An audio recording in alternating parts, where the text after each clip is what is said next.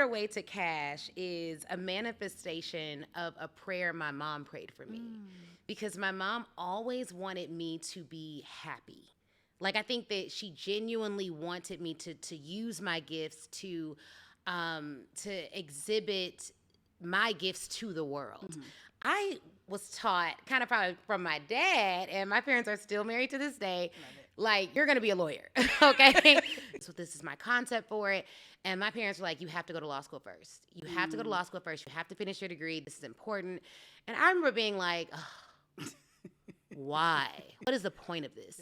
Yeah. And it was, but my mom always wanted me to use my gifts. So I went to school and empowering people and motivating them, that I was like, there's no way that's a job. In my mind, things that are sustainable were also sedentary. They were boring. They were cubicles. They were offices. They were lawyer, doctor, engineer. And so I'm like, well, I have these gifts, so maybe I'll just work this job and I'll work towards being a lawyer. And then on the side, I'll use those gifts, almost to the point that if I really said my dream when I was younger, it would have been to be a full-time professional speaker. And then everyone else, they'd be like, what you want to be? I'm like, I'm going to be a lawyer. But like, I was scared to speak my dream because I didn't think it was a reality. Like, I didn't think it would happen. And I think that there are a lot of people like that who know what they are born to do, but they also know what is acceptable. And so I went on, I became a lawyer, and lucrative. Because I didn't want to be broke.